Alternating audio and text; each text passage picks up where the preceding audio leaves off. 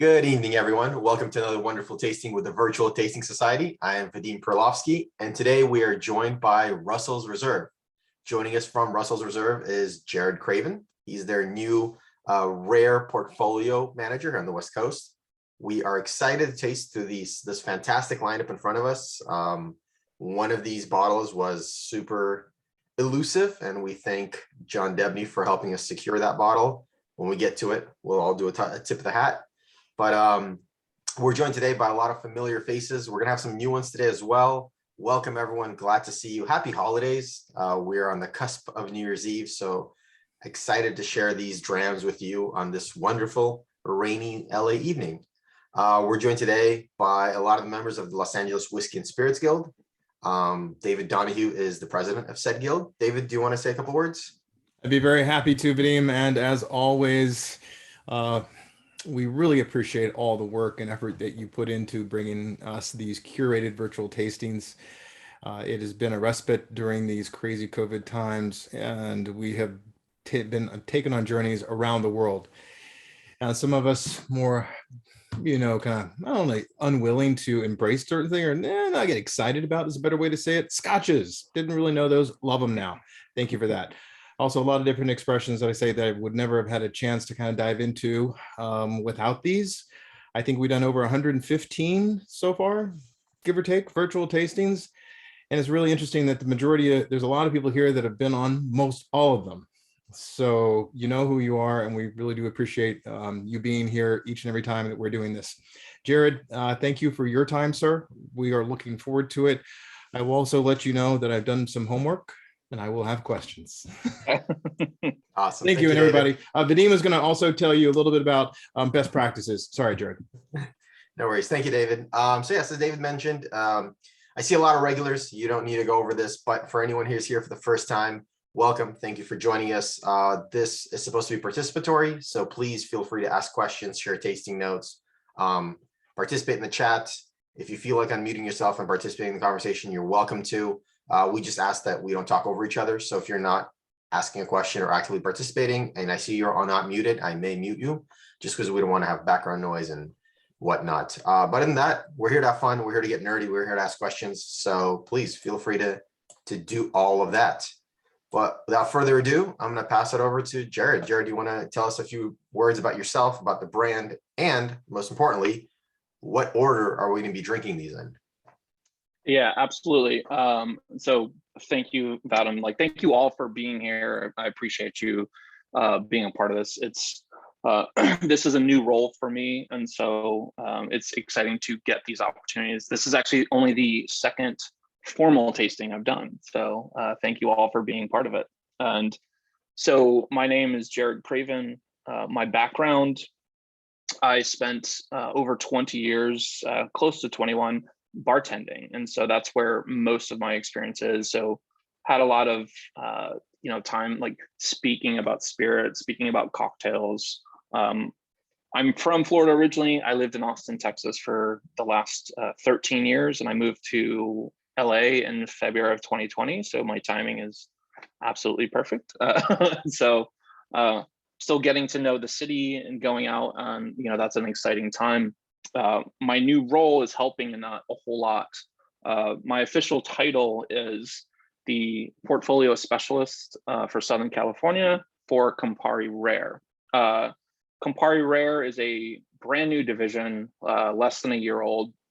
I was the first hire of it, as far as in the brand ambassador side, and that's only a few months ago. Rare is the new luxury and boutique division of Campari.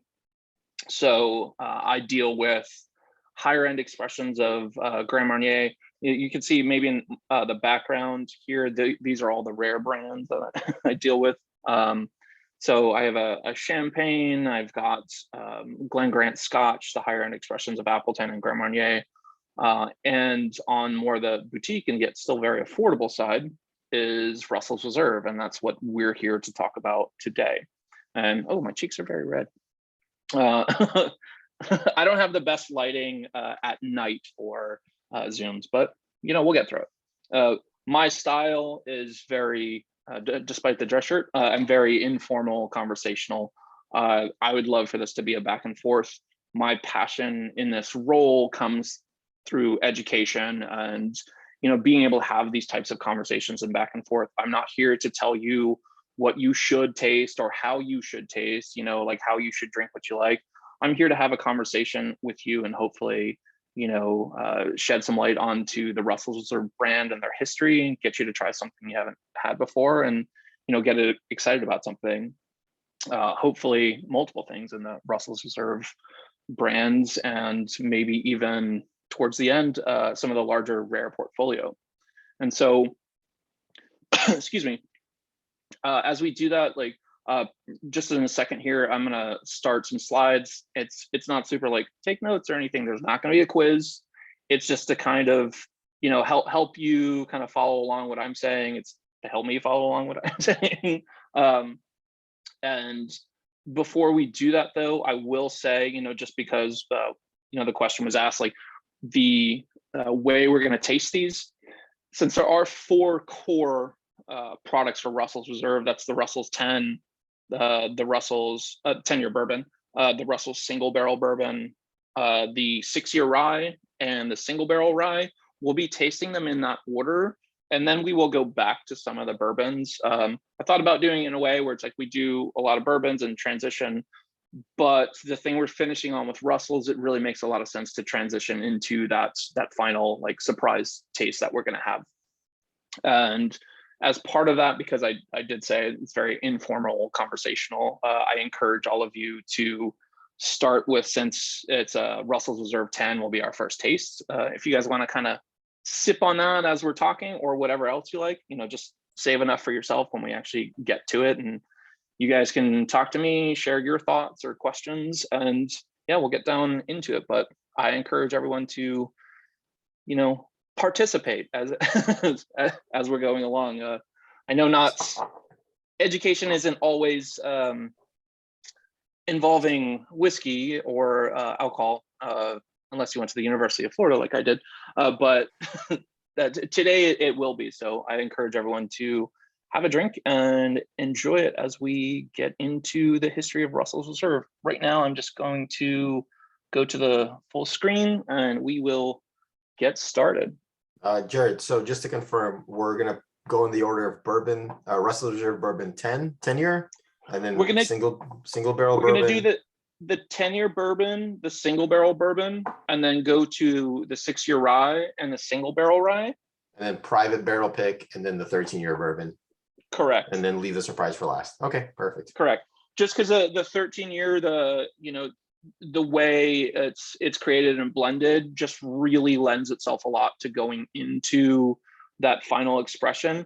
If that weren't the case, I probably would have done the ryes separate, just to kind of have a much more transitional tasting experience. But there'll be some peaks and valleys, but I actually even have a slide in there to address that. So fantastic. And then I noticed that a lot of these are in the low to mid 50s. Should we pre-pour these? Most of us have 6 glasses in front of us. Should we pre-pour them, let them open up, or pour as we go? I mean, totally up to you. Again, like I said, I don't like to tell people how they should drink. I will tell you what I like. I poured all of mine out about 15 minutes ago and just put, just a little cover on them to kind of like maintain. So if you kind of want to do that as I'm sort of introducing it, that's great. I think it opens up a lot more, but maybe that's not what you're looking for. Maybe you like the taste like right out of the bottle. I'm a firm believer in you should drink what you like, how you like it. So thank you. Whatever works for you, but my method is I like to pour it out, let it open up a little bit before we start getting into the actual tasting. All right, so that's me. My wife says this picture has very strong Tom Ford vibes, and so like I don't dislike that. If you want to contact me about anything, the slides aren't moving on our end. I think you have them on a different screen. Oh, do you not? Okay. Yeah, I think your full screen went to a different screen. Oh, interesting. Okay, because I've got. Let me hit the stop share. We were kind of stuck on the PowerPoint originally. Sorry about that. Good. On my end, it looks like it was coming through, but let me try this one more time. You've seen these before. We want to see them too. Yeah. Yeah, take your time. There you go. Perfect. Can you see it now? Yep, looks good. You're the welcome. Great. Okay. Yeah. So welcome. That's the picture I was referring to. So don't think that just came. I'm not usually the best with pictures. It took about 156 to get that one that I felt okay with.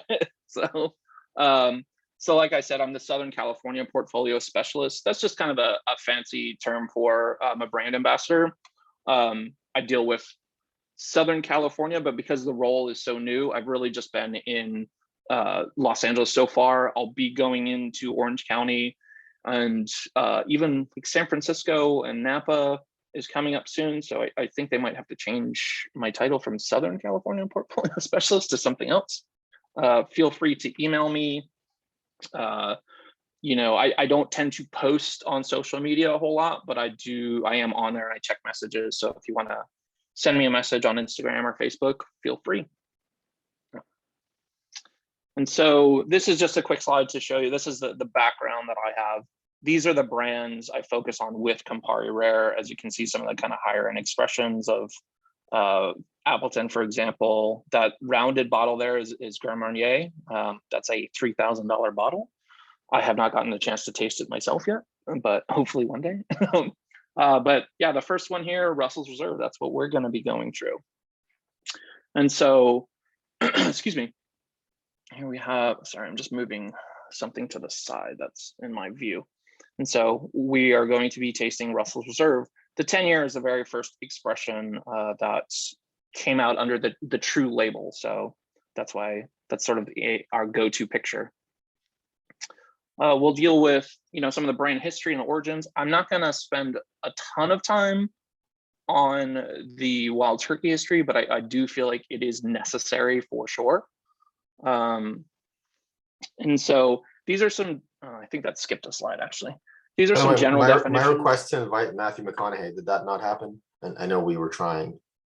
What's that? Oh yeah, yeah. He's waiting in the background. Like he's okay. Hey, chill out. All right. Hold on. Okay, got it. Cool. Well, the joke is all right. Yeah.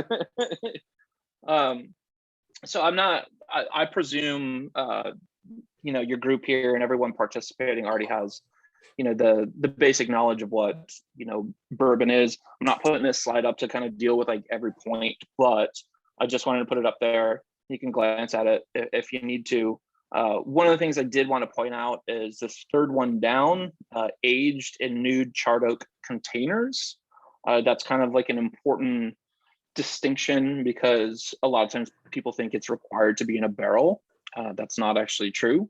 And there's not even any requirement for how long it's aged. There's a pretty, I only address this because I wanted to bring up the story that Jimmy Russell, the master distiller, who we'll talk about in a moment, he likes to say that you can take an oak bucket, as long as it's charred, walk it over to the still, like fill it up, walk it over to a bottle and pour that into a bottle. And as long as you use a new bucket every time, that's technically bourbon.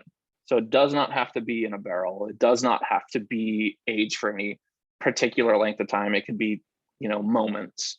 But obviously that's not something we do.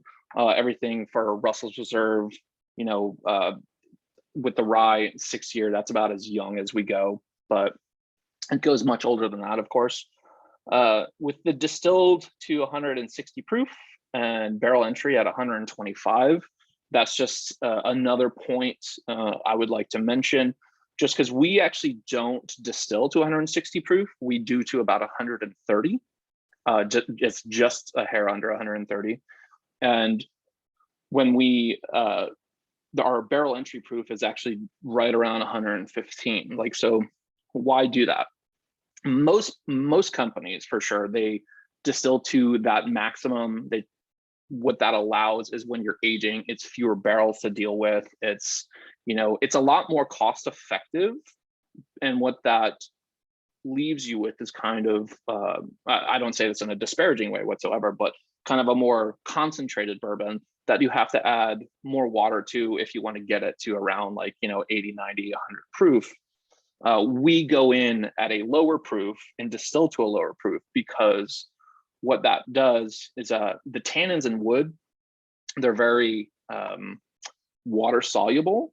So bourbons, or any spirit rather, that goes into a barrel at a higher proof, it pulls out those tannins, and those tannins tend to linger a lot longer. But because they are water soluble, that means if you have a lower proof, you have a higher water content. And so those flavors will dissipate a lot more, rather than kind of sit there and marinate into the spirit, particularly the bourbon. We don't do that, because it allows us, with this lower proof, it allows those tannic flavors to kind of dissipate, and more the wood sugars and those sort of caramel flavors and vanilla to come out a whole lot more. And that's what we're looking for. It costs quite a bit more because you're dealing with a lot more barrels, but we just think it adds a lot more flavor to it. And so I just wanted to address that, rather than dealing with like all the specifics of bourbon, but just kind of more addressing how we do this at the distillery with Wild Turkey and Russell's. So that just means that you're essentially never going to have a hazmat expression, right? Because you start lower. Right. Yeah. Okay. We start lower. That's why a lot of times you don't see like super high proof things coming out of the Wild Turkey distillery. I mean, there are some, but in general, even with aging, obviously there's different proofs that come from different floors, and entry proof and like things like that. But they all finish around 115. Top floors are a bit higher, bottom floors are a bit lower. It just kind of depends, but the average is around like 115. So when you find things that are higher proof that come out of the Wild Turkey distillery, it's because generally there's a combination of some of those upper floor barrels, because they have had a lot more heat involved, and there's a lot more evaporation and concentration of both the flavors and the alcohol. And so it just it's more expensive, but it just allows us to create the flavor profile that we're looking for. So same thing with rye. Rye is very similar to bourbon. It's just the difference of 51%. We take that same notion with our rye, which we make far more bourbon than rye, but every single whiskey that comes out of the Wild Turkey distillery there's one bourbon mash bill and there's one rye mash bill, and everything you get is a blend of that one bourbon mash bill and that one rye mash bill. And it's just a matter of how they're aged, the process they go through. And then just some other. Are you able to reveal the mash bills? No, I cannot officially reveal it. However, I can tell you that a pretty standard bourbon mash bill is about 75% corn, 13% rye, and 12% barley. And that is, I will say that while the whiskeys that come out of the Wild Turkey distillery use a pretty standard mash bill. So I'm not officially telling you anything. And then as far as the ryes, we go a much lower percentage on rye than a lot of them. I mean, you can get up to 100% rye. I'm sure some of you have had those. We go for just over the threshold, because we still want like a really strong like bourbon quality to our ryes. So that threshold being 51%, we are just over that. So without telling you the exact ratio, but it's so rye can be aged in used barrels. That's the big difference, right? What's that? Rye can be aged in used barrels. They can be. We don't really tend to do that, but yeah, that is a possibility. It's kind of, I mean, that's where I was saying there's pretty much the same, but there are nuances, there are differences, of course. It's like obviously the flavor, you tend to be age to age rye less to get more flavor out of it, because the natural sugars in corn take a little bit longer to kind of develop flavor in the barrel, as opposed to those kind of natural flavors in a rye. They can be a bit younger, and you can still get those kind of like dill, like spice, like pepper, baking spice qualities out of a rye. And so because of that process, you can actually use using a used barrel can still get you where you want to go, but you would have to age it longer than probably more akin to your typical bourbon, which is around, you know, your 6, 8, 10 years. Whereas a rye, you can, I mean, like our flagship rye for Russell's is includes minimum 6-year bourbon. Oh, sorry, excuse me, minimum 6-year rye.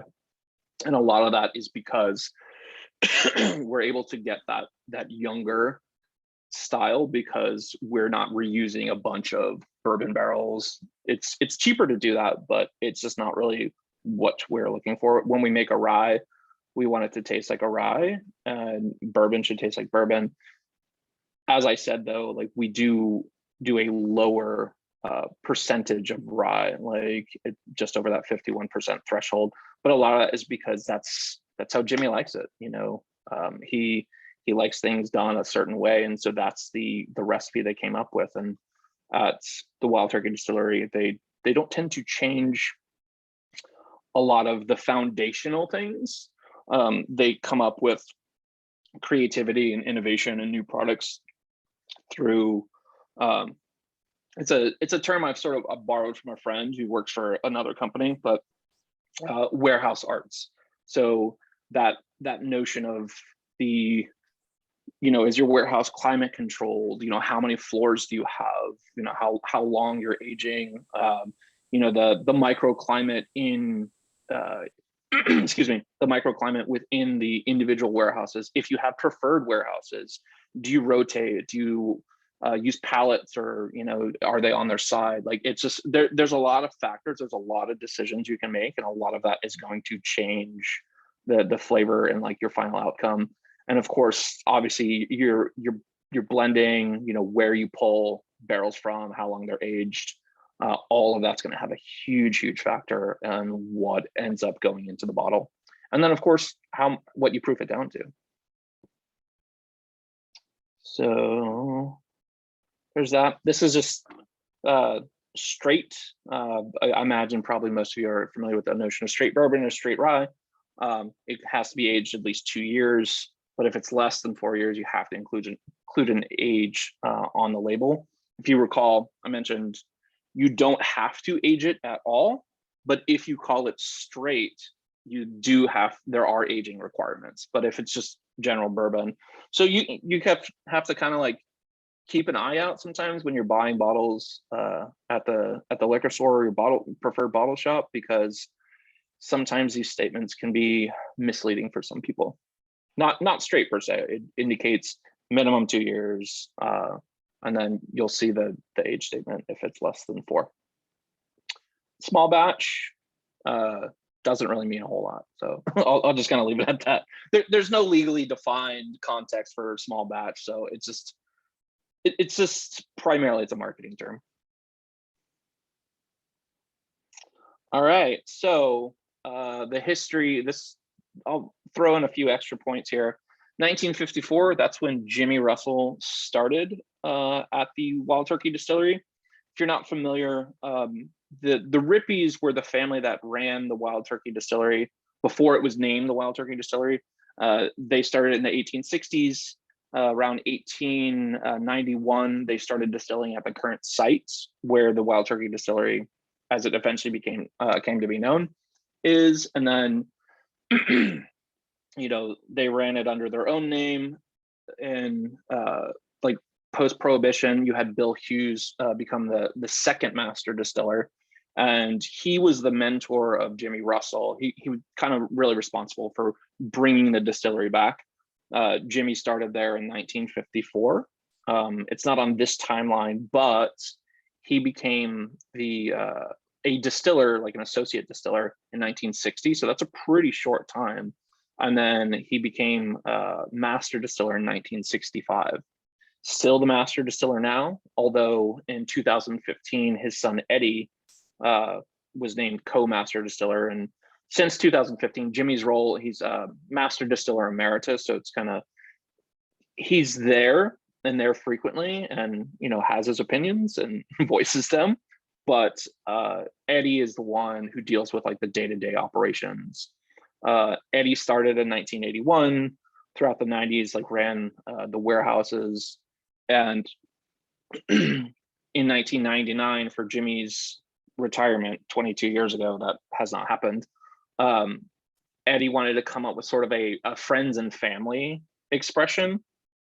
And so he did that and created the Russell's Reserve, which was initially just released through the Wild Turkey label. It wasn't its own label until a few years later.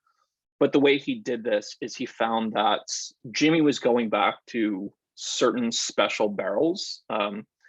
In the Kentucky bourbon distilling industry, they're known as honey barrels, but Eddie like refers to them as sugar barrels, which is interesting because if you ask him why he calls them sugar barrels, he's like, oh, because they taste like honey. And it's like, okay, that makes sense. So he went for these sugar barrels, which come from floors like 3 through 5, which I kind of call, like the company, we call them like the sweet spots. I call them like the Goldilocks floors, because your top floors they're dealing with so much heat and wood interaction. It's sort of like, I compare it to a tea bag. So you're pulling a lot of those flavors out because of that heat. Those bottom floors are surrounded and insulated by all the barrels and whiskey around it. So that sweet spot of like not too much wood interaction, but just right, our floors like 3 through 5. And that's where every barrel you get from that goes into Wild Turkey comes from those floors. And Eddie saw that those particular barrels had, Jimmy was taking extra samples out of them. If you're not familiar, the way you take samples out of a barrel, you might have seen it in YouTube videos where, they pound out the bunghole and they have the copper whiskey thief and they dip it in and pour it into the glass. That's great for marketing, but like the day to day, you generally just have a drill. You drill right into it. You get some whiskey out, you plug it up. And so these particular barrels, Eddie noticed that Jimmy had some extra plugs in those. So he took a blend of those and basically created an expression that was Jimmy's flavor profile is high rye, the high rye flavor, and like baking spices and sort of those, classic bourbon notes. And Eddie really likes more of kind of like barrel sugars and sweetness and oak. So he created this blend to have a combination of his flavor profile and his father's flavor profile. So really how the brand started was as, it's, the Russells are a bourbon dynasty, but really what it comes down to, it was, just a father being honored by his son, like creating this expression to honor his legacy within the industry. And so, I think it says right there as well. Sorry, let me just go back one. It should say right there as well how Eddie was inducted into the Bourbon Hall of Fame. In 2019, just 2 years ago, Eddie was inducted as well. So both Jimmy and Eddie are in the Bourbon Hall of Fame. Isn't there a third Russell you're not mentioning? There absolutely is. I was going to get to him. Okay. All right. I'm not going to step on your toes, please. No, absolutely. Like, hey, like chime in. I'm not trying to teach a class here. Like we're just talking about whiskey. We're talking spirits. I don't know if you can see this. It says Bruce Juice. It's got the Wild Turkey logo on it. Bruce Russell is Jimmy's grandson. He is Eddie's son. And so Bruce has been, in the past, he was a Wild Turkey brand ambassador. He lived in Austin, Texas for quite a while, which is where I moved from before I was living in LA. And he now works at the distillery. And so if you're seeing a lot of the ryes that come out, Bruce is a huge fan of rye. And so he's got a lot of influence on that for sure. Okay. All right. the barrel. Sorry, I hit a button and it just like skips a slide. It's great. So the barrel, like as you can see here, we use a number 4 char that's also known as an alligator char. It's generally considered the top char you can get, but like I've seen people do like, oh, we do a number 5 or number 6 or number 7. It's like, what does that mean? There's, again, it's not one of those things where there's exactly a legally defined regulation on what it is. Number 4 alligator char was sort of the traditional naming of it, and that's generally what's considered that. If you look at the barrel here, it's because it's named for that, because it's got like those deep fissures from that time, you know, the fires on it, and that allows the whiskey to go in and like really pull out a lot of those barrel flavors, like the sugars, the caramel, the vanilla, the baking spices. And so good. This right here where it says, you know, the standard is 125, we use like a different proof, as I said. This is just kind of going into what I had mentioned about the warehouses and how those are the sort of Goldilocks spots of where we pull our barrels and why. Not trying to rush through this. If anyone needs me to slow down, please feel free to ask me. Here we go with some of the prominent flavors that you get. Pretty much anything that is a wood aged spirit for, you know, more than a few months. You can always say oak, vanilla, and baking spices. Those are always going to be right. But you also get, you know, some more specifics on what some of those baking spices are. You get the raisins and the dates and figs.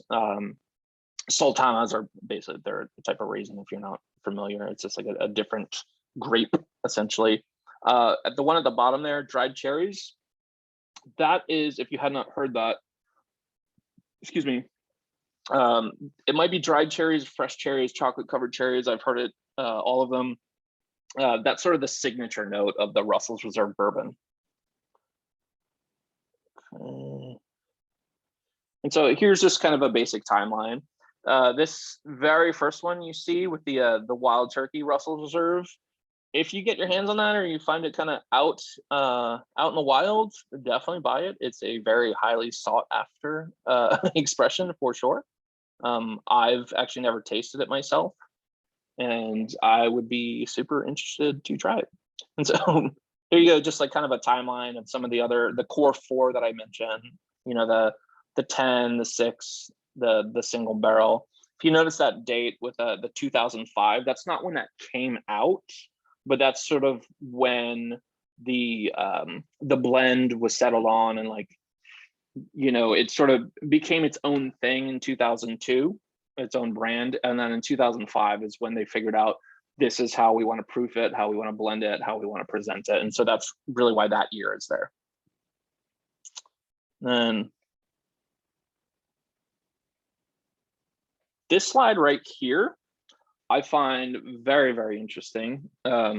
This is really, really excellent. If you guys want to take a screenshot of this, I would suggest that for sure. What I find so interesting about this is, you know, you can see like your little key at the top there of what you get. This is just a really excellent condensed version of, well, what's, you know, how is the Wild Turkey Straight Bourbon different from the 101 or the rye or this or that, and like the different flavors and profiles you get out of the Russell's Reserve. And this kind of shows you that what the most of the Russells are about is that a lot more of the oakiness, and then there's a variety of some of those other flavors you get. I mean, you get down to the single barrel rye down there at the bottom, and those sweet flavors are much less prominent, but you get a lot more body and mouthfeel than some of the other expressions. Jared, I had a question, please. Yeah, of course. Go ahead. Who came up and who decided that those particular expressions had the intense, moderate, sweet? I mean, was it a group? Was it a couple people? Oh, like who came up with this slide? Yeah, who rated them? So this is someone who has worked for Campari. She worked on the marketing side. She's actually the head of the Campari Rare division now. but she created this kind of flow chart basically, but like she did not just decide this independently. She created this through conversations primarily with Eddie, and just what he thought like each individual expression, like what the characteristics and the traits were of each one. And so using his information, she kind of created this to show you exactly this, like highlight the Russell's Reserve and how they compare to the wild turkey. Because I realize I probably have not mentioned this, but every single I mentioned it's the same rye recipe, the same bourbon recipe, but the kind of the differences where those sweet spots are from floors three through 5, where we pull the Russell's barrels, it's those barrels do go into wild turkey as well, but they also pull from floors 1 through 7 and in different varieties, different ages, different ratios. And so that is why the Russell's is more of like a boutique version. But to answer your question, because the Russell's Reserve bourbon is really kind of the flagship of the rare division, the head of the rare division just wanted to talk to Eddie and get this comparison and see how you could drink it in different ways and how they compare to one another, rather than just be like, oh yeah, Long Branch is just it's filtered, and yeah, but what else does that mean? And so Right. A lot of input from the man himself, who's leading it, the day-to-day operations, and who created the Russell's brand and how they compare, but presented Okay. through a marketing lens. And is this typically used by the brand reps? So this, I've actually, I have only ever seen it in the presentation of, so when I was doing my training, my onboarding, this was shown and I just really, really liked it. And so Okay. as far as I know, I'm the only person that presented it, but I wouldn't be surprised if you start seeing it more. Because it's a pretty new, okay, a new representation. interesting. All right, thank you. Yeah. So let's get into tasting. Hopefully you've all been tasting some things already.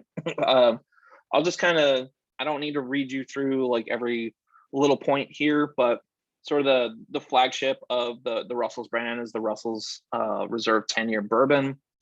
10 years, the youngest whiskey in there. There's some that are a bit older, but mostly right around that 10-year range. Number 4 char, pretty much everything is going to be a number 4 char. This comes in at 90 proof, and it does not say it on the bottle, but the single barrels do mention that they are non-chill filtered. These do not mention that because there is chill filtration on it. I will tell you that. If you're not familiar with that process, if you get something that's about 90 proof or below, the fusel oils, you can get something called flocking. What happens is when it's in a colder temperature, it gets kind of, you can see almost like a stream, like a kind of a ribbon inside the bottle. There's perhaps like some older bottles you might have seen in California. It doesn't really get cold enough Right. to Yeah. generally to see that. Most of us are familiar with that. Yeah. The Cool. congeners. Yeah. So like the congeners, fusel oils, things like that. Fatty acids. Eddie is not a huge fan of chill filtration, but just recognizes sometimes the market does dictate that. He really enjoys non-chill filtration because he does feel that it's not a huge difference, but it does change the profile of it a bit. 100%. Not a ton on the flavor, but on the body and the mouthfeel. Yeah, the mouthfeel. Vadim posted a link to a video where he was talking about getting away from chill filtration. Yeah. I thought that was great that at least they put together that YouTube video or that little thing talking about it. I will note too that they haven't like officially made the call, but they're trying to get away from that, even from the 90 proof expressions, because really 90 proof is about the kind of the cutoff point. If you're at 90, you should be okay without chill filtration. And so that was part of the decision to have this come in at 90, because Eddie definitely does want to kind of get away from that, because he's, as you mentioned, not a huge fan of the process. So it doesn't necessarily make it better or worse. It just makes it different, and for some people, they might enjoy that, and some people might not. And so, as I mentioned before, sort of the classic notes of the bourbons rather, are cherry. And I mean, you can see right there, you've got, some other flavors like aromas. I'm not gonna sit here and tell you just what's on that slide and what you should or should not taste. I'm gonna actually have a little bit of it myself. So for me, I'll tell you what I personally get, and then I would love to hear from some of you on some of your notes and engage. From here on out, there's going to be just a little bit of me introducing the expression, and then we're just going to chat. Vanilla, weird on an age, what age spirit? And there we go. Toffee, caramel, like honey, and there's like a nuttiness, and for me, of course, that cherry. But I'm super curious to think what you guys, have to say about it. Guys and So good. gals, So anyone. It's so well balanced. Everybody was talking about it in the chat right at the beginning when you started drinking, as soon as you started presenting. And yeah, fantastic, well-rounded bourbon. For a 10-year-old, usually what puts me off from bourbon is at that age, you get a lot of oak, a little too much. A lot of the time you get over oaked barrels. And here I'm pleasantly surprised that at that age, it has all the complexity, but none of that over oaky wet cardboard thing. Yeah, absolutely. And that kind of harkens back to a little bit what I had mentioned before about like, because we go in we have a lower barrel entry proof than like the max of 125. That allows us to, like, those oak flavors, those tannins, like they're there, but they don't take over. They don't kind of bully everything else. And that allows a lot more of these other flavors and aromas to come through. Anyone else? Anyone have any questions?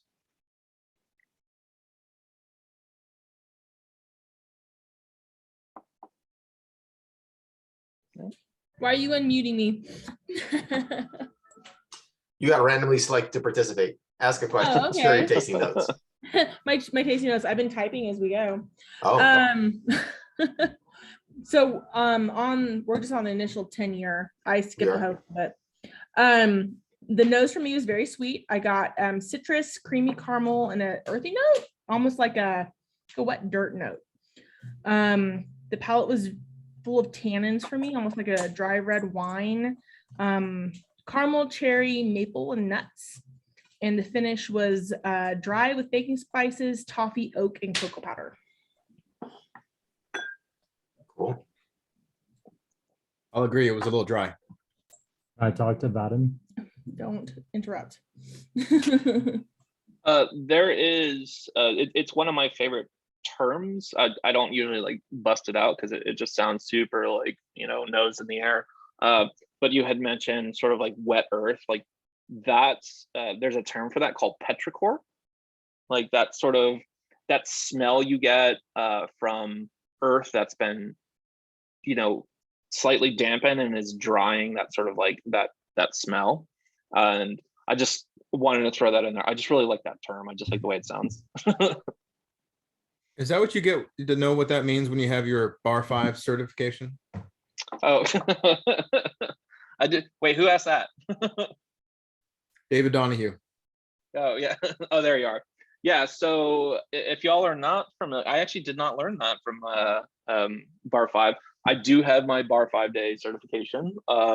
If you're not familiar with that, Bar 5 day is sort of, in the bartending community, oftentimes it's like the idea of like bartending school. If you've done it for more than a few years, many people think it's a little bit silly just because it doesn't really teach you a whole lot about how to make drinks. But Bar 5 day is sort of a very, very different example. It's the hardest test I've ever taken. And I did well, but it was very, very difficult. It's taught by Dale DeGroff, Andy Seymour, Paul Packalt, some of the Steve Olson, who's part of Del Maguey, David Wondrich, those are the people you're dealing with, and it was difficult, but they teach you so much, and that's honestly a big part of why I'm in this position now, is that sort of education aspect is what I really love. My school background was I majored in history and anthropology and minored in classical studies and Latin, which is why I became a bartender. Obviously. I only used it for a few months. I actually lived in Romania for a little while and worked for a natural history museum doing an archaeological dig. That was super cool, but realized it wasn't Not what I let my wanted. wife hear that, because then she would be all up in your business. And it was great. I loved it, but I realized it wasn't for me. And when I really found my passion bartending was just paying the bills, is when I started to realize the history and the culture behind spirits and cocktails and bartending, and just like having a drink with people, and like how much of world history has been around that. So that's why I really but sought out the role that I have now. But that's through programs like Bar 5 Day. I've also done certified specialists in spirits, a few others. And if any of you are interested in some programs, feel free to email me. I've done quite a few of them. And if you are familiar with the United States Bartenders Guild, I'm actually on the National Education Committee for that as well. And so feel free to email me any questions you might have about certifications and things like that. Thank you, Jared. I know some of us are very familiar with the Stave and Thief Society. At least I have that one. Yeah, domestically. I've done their executive certification, and a few of us have. Yeah, I've done that one. Certified specialist of spirits, a couple of the wine and spirits education trusts, some tequila ones, some sherry ones. No, I think the education component is great. I'm keeping us from jumping over to the private barrel or the single barrel, which is ridiculously amazing. Yeah. And these slides are slightly out of order. So yeah, the single barrel, there it just skipped over it. Sorry about that. Yeah, so next we're gonna go to the Russell's Reserve single barrel. If you notice, this does not have an age statement. The reason for that is because, as I mentioned, they come from, all Russell's Reserve comes from floor 3 through 5. And so even though they are single barrels, maybe a 9-year from floor 5 is right, and maybe a 12-year from floor 3 is right. It kind of depends. So there's not an age statement, because they would all have different ages, because they're just going to be, when they have that particular note. I mean, you can see right there at the bottom, it's between 5 and 10 years old. There's some now that slide slightly older, but because of the popularity of Russell's, there's some that even have an older age statement than that. Or not age statement, but come from older barrels than that. And so what you get here, or excuse me again, I don't like to tell people what they should get. What I get is rich fruits, like dark fruits, obviously vanilla, and orange peel. And so this comes in at 110 proof, and because it's that higher proof, we do not have at all any chill filtration on this. I was really impressed on everything about it. I mean, how much per bottle average is it, Jared or Vadim or anybody who knows? Are you talking about retail pricing? Yes.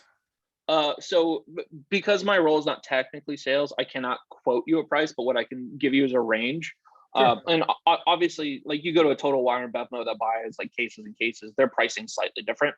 But for the 6-year and the 10-year, you can find them both around the $40-ish range.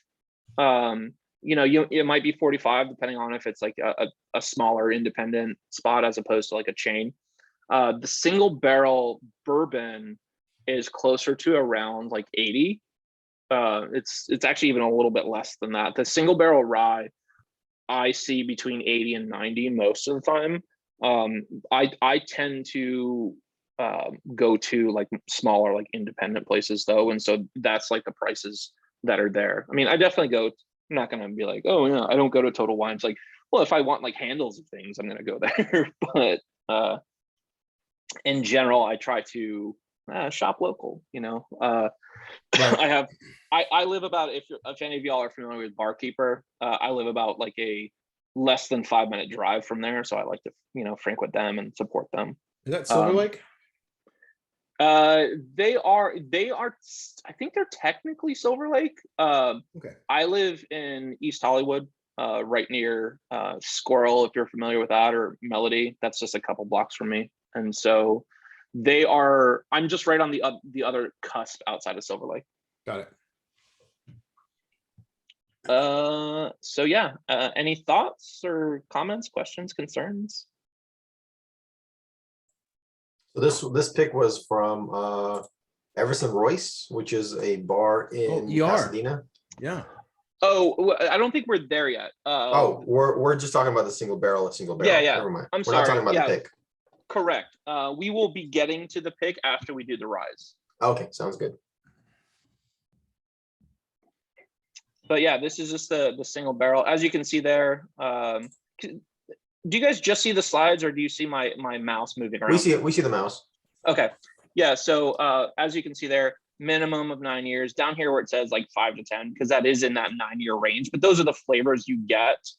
I mean, it mentions 11 to 18, but that's just part of the presentation. There's not 18-year-old bourbon in this. Like 18-year-old bourbon out of Wild Turkey probably wouldn't be the best tasting thing in my personal opinion. Like I enjoy personally bourbons for me that anywhere between 6 and about like 15 years. Once it starts to get older than that for me, I don't personally enjoy it, but I love that people out in the world do. Like, I think it's fantastic. There's room for everybody. So you said Russell's is only those 3 middle tiers. What happens with the other floors? Those go to Turkey? Correct. All those other floors go to Wild Turkey. There's also some some different expressions that are made. Some of the lower proof like Wild Turkeys that you see. It's, because if we're pulling a bunch of barrels from floors 3 through 5, it's like for just just Russell's Reserve, you're taking away a lot of the stock. So those ratios come through with some other expressions. I can't technically talk about a whole lot of them because those are Wild Turkey, and I don't officially work for Wild Turkey. So I can just tell you that if, going back to that slide where, I said, take a screenshot, some of those expressions, some of the lower proof ones and some of the rise, which tend to not need as much age, are coming from some of those lower floors. Some of those higher floors are mixed in as well. Like you also start to find, some of the high-end expressions of the Wild Turkey where you get your rare breeds and your Master's Keep and stuff like that. But again, that's Benny Hurwitz can talk to more about that than myself. So I don't know if you guys have had him on before. If you're not familiar, Benny Hurwitz is the one of the 2 national Wild Turkey brand ambassadors and lives in Los Angeles himself as well. Yeah, we had him on early this year. Yeah, great guy. Cool. We did a really fun tasting with him. Benny's awesome. I've known that guy for many years. He's really, really good dude. For sure. All right. Any other questions on that? No? Okay, cool. So, excuse me. We will go into the 6-year rye. This, just because there are questions about prices at a shop, should be right around the same price as the 10-year bourbon. On our end, we charge the same for it, but what a shop does with that is not always the same, but a lot of that you have to understand is up to stock and availability. They can't always get a strong supply of it, so sometimes there's a little more markup to represent that. This again is 90 proof, just like the bourbon, although your age statement is the 6-year versus 10. As I said, you can get away with a little bit younger age on a rye than you can with a bourbon. And so for this one, I get, your typical rye qualities of like your dill, your spice, your black pepper, rye bread, things like that. I also get like, there's a little bit of apple on it for me. But what do y'all think?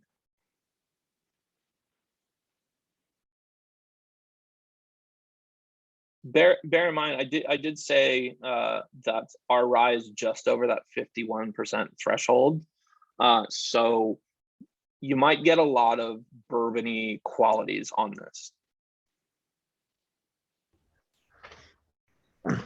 Jared, Yeah, I have a Jared. question about Absolutely. the rye. Just curious how the Russell's rye are either similar or different from the rare breed rye in terms of either mash bill or warehouse location or whatnot.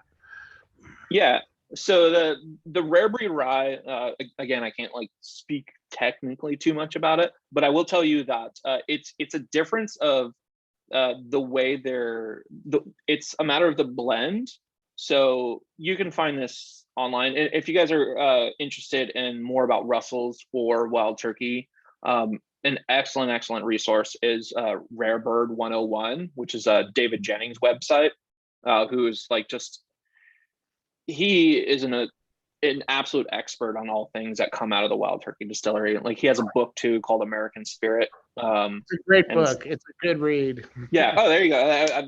I've seen it over here. Like it's excellent book. I would highly suggest that, and his website. He gets a lot of interviews, with the Russells themselves, and does some interesting things.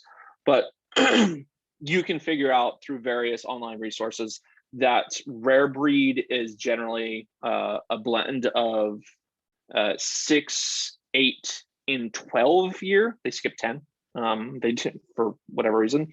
It's a blend of those in different proportions, and it's also it's a different proof that comes out, so you get a different flavor profile. Like the things, temperature and dilution are the most.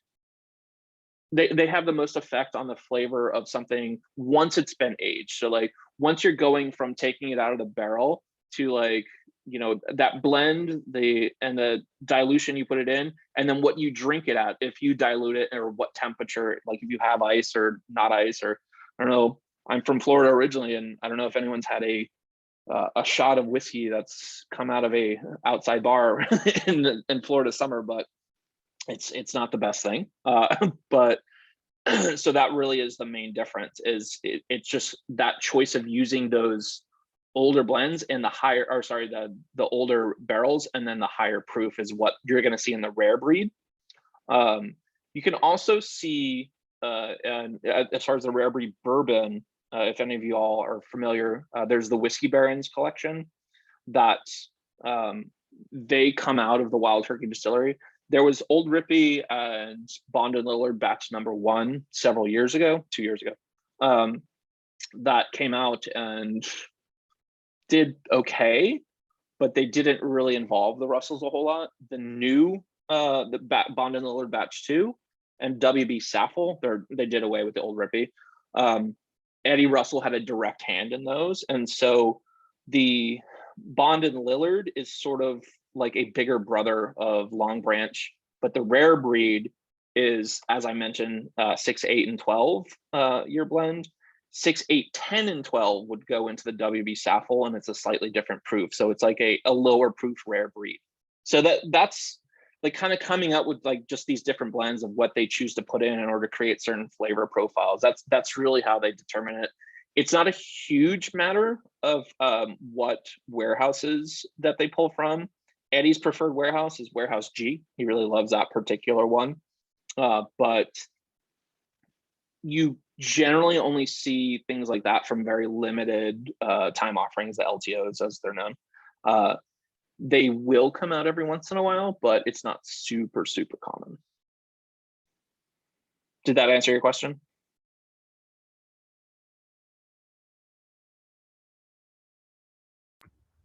Yes, thank you. Also, I didn't know that Saffel was the same sort of source from the same warehouses and whatnot as regular Wild Turkey. That's interesting and good to know. Yeah, WB Saffel, which just Vadim knows this, just hit the Southern California market recently. That was actually going to be something I tried to include here today, but it just wasn't available in time to get y'all the the samples that you would have needed. But hopefully in the future we can do something on that. But if you're not familiar with the Whiskey Barons collection, the Whiskey Barons collection are a small group of limited time offerings. I don't like to say small batch, but like literally in this sense, it is small batch because they just come in 375s. They come in like half-size bottles that are recreations of pre-prohibition era labels that are now defunct. That at certain point in history, the old Love that idea. distiller, yeah, they bought up the labels, they bought the rights to the labels, and have samples left, and have recreated the whiskey based brilliant. on what it tasted like from those samples. And so that is an interesting process, because I don't know how much any of y'all have had of like pre-prohibition or even prohibition era spirits or whiskey specifically. All the time. We have cases of it. Yeah. Yeah. It's not always the best stuff, because there were not a whole lot of regulations that were going in. And so, well, Jared, that's one of the questions that I've asked about a lot of Scotch producers is, 100 years ago, what was it like? What were they doing in Scotland or Ireland or wherever you were making distilled spirits? Yeah. And, what was the quality? Because we know that before Prohibition, before the Bottled and Bond Act, you had a lot of rectifiers that were doing, horrible things to these things that kind of extend the life of a barrel. So I always have this romantic kind of fascination of what was it like back in the day, when you were getting blind drunk. Yeah, I mean, it was a lot more freewheeling for sure in the United States. There wasn't nearly as long a history with distillation and whiskey making specifically, which comes I'm not gonna take a side on whether it started in Scotland or Ireland, but there is evidence that goes back about 10 years earlier in Ireland than it does in Scotland. So I'm not saying I have a Irish background or anything, but whatever. Yeah, and it's just there you've seen the regulations being a lot more strict and stringent in Ireland and Scotland. Of course, initially there was a lot of illicit distilling. In Scotland, for example, when they passed like an excise tax law, there were literally hundreds of illicit still, distillery operations happening, because they're like, screw the King of England, we're not paying taxes on this. We live up in the hills in Scotland, try to come after us. But in 1909, there was a edict by like the Royal Commission that passed, it sort of codified like what whiskey is. And really the impetus of that was the invention of the coffee still by Aeneas Coffey, which is just another term for it's not one-to-one, but your basic column still is, you might hear an alembic still or pot still, or a column still. Some people call it a coffee still. It's just a coffee still is really a specific type of column still, but the basic types are going to be pot and column. And because that was becoming very popular, they started passing a lot of regulations in 1909. There was a lot of clarification on what the rules were. But because of that, the Scots, who had a lot more history of the illicit distilling, you saw a huge influx of Scotch in the United States during Prohibition. And there was very little Irish whiskey that came through, because they were just like, we're not doing this. We're not going to get involved. But the Scots were just kind of like, yeah, we'll send it over. We'll send it to Canada, and they'll walk it across. Sell it to the bootleggers. Yeah, 100%. So actually, prior to Prohibition, Irish whiskey was the largest spirit sold. It was the best-selling spirit worldwide was Irish whiskey pre-Prohibition, and Prohibition, combined with a few other factors, really killed the Irish whiskey market. But they are currently the fastest-growing whiskey category worldwide. So, thank you. And I took you off track from talking about buying the old labels and then getting out and trying to recreate some of those different expressions from the samples that they have tried. Now, whose recreating those? Is it a team of people, that are sitting around sampling it, trying to figure out the mash bill, and then trying to blend and match it? I mean, how is that done? So And I'll give you this one thing. We love rabbit hole dives. okay. So the first round, the Bond and Lillard batch 1, and the Old Rippy, which, if you recall, the Rippies were the family that started the distillery that eventually became known to be as the Wild Turkey Distillery. The Old Rippy was meant to kind of recreate theirs. There was a specific intention for that first round to say that, oh, Campari, for those that don't know, Campari owns Wild Turkey. So Campari made a specific choice, which was to show that, oh, we recreated these. They were not trying to have the Russell's, fingerprint on it and their name, even though it was made at the distillery. So to answer your question, yeah, it was a team of primarily professional tasters and scientists. They came from a much more scientific approach rather than like an intuitive, like sensory one. And they created that first batch. And as I said, the Old Rippy was not super well received. The Long Branch did pretty okay. But then when they realized, like, maybe we should have Eddie more involved, he is directly involved with recreating the WB Saffel, and he is directly involved with the batch 2 of the Bond and Lillard. There are other people, but Eddie is very strongly involved in it. And it's actually, I mentioned it just hit Southern California, but it's been in other places in the US, and it's doing really, really well. I actually have a counterpart in Texas, and she told me she can't keep it in stock basically for like accounts who want the WB Saffel. The Saffel especially is what's really crushing it right now. And I will tell you this as well, if take this with however you like, that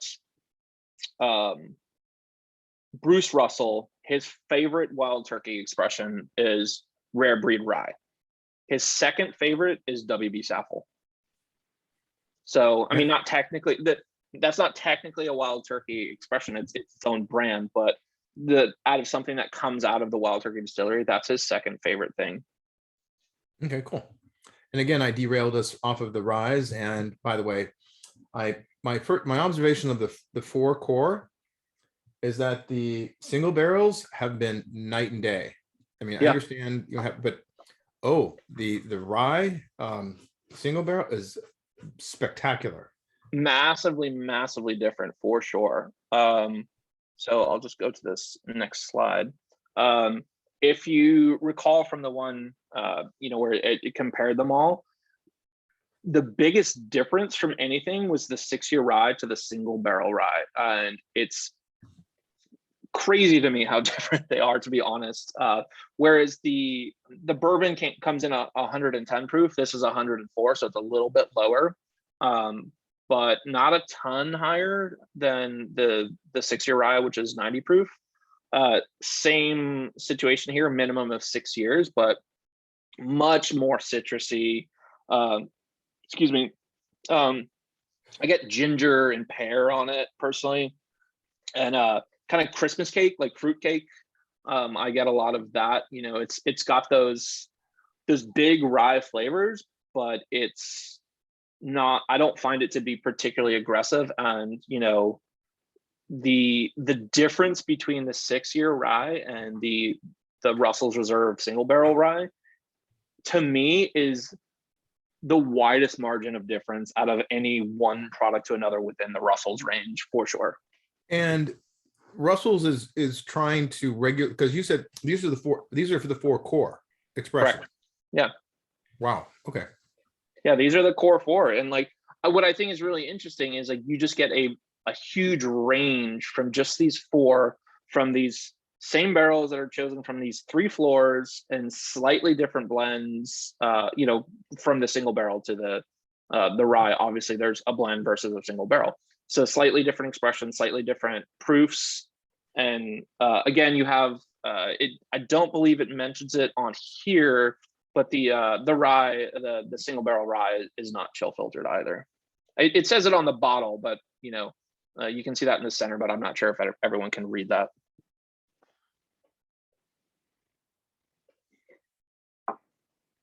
Any thoughts on this? I've shared mine. Yeah. Although I want to know what Mindy was making all those facial expressions about. Yeah, I saw you. I have the screen so I can see everybody. You might only have one or two, but I'm like, what did she just taste? And does she need some help? Thank goodness her husband is right next to her. He's drinking Malort on the We side. were arguing about the tasting notes. They were both a little thinner than I'm used to for ryes, but they were good. This last one we were arguing about if we could pick up dark chocolate and spearmint. It was kind of an interesting combination. So In the yes, single barrel rye? yes. I mean, eucalyptus, spearmint, those are super common ones for ryes in general. But you did mention it's a bit thinner for a rye than you're used to. And that is, you know, as I mentioned, because it is like a lower rye content, that is by choice. You know, Wild Turkey has been continuously producing rye for decades, even when it sort of fell out of popularity for quite a bit. And so, I mean, obviously, I'm sure we all know that rye is having a huge resurgence right now, and like there's some really super high content ryes. And you know, Jimmy's the Buddha of bourbon. You know, he just has just kind of wanted to keep things the way he's done them forever, and that's why I'm personally really glad Eddie's got a strong hand in what's going on as well right now, because you're able to see a lot more difference in expression. So the Russell's rye, single barrel versus 6, and then if you even start getting into like some of the rare breed rye, if y'all haven't had the rare breed rye, I highly recommend it. It's fantastic. Okay, cool. Anybody else?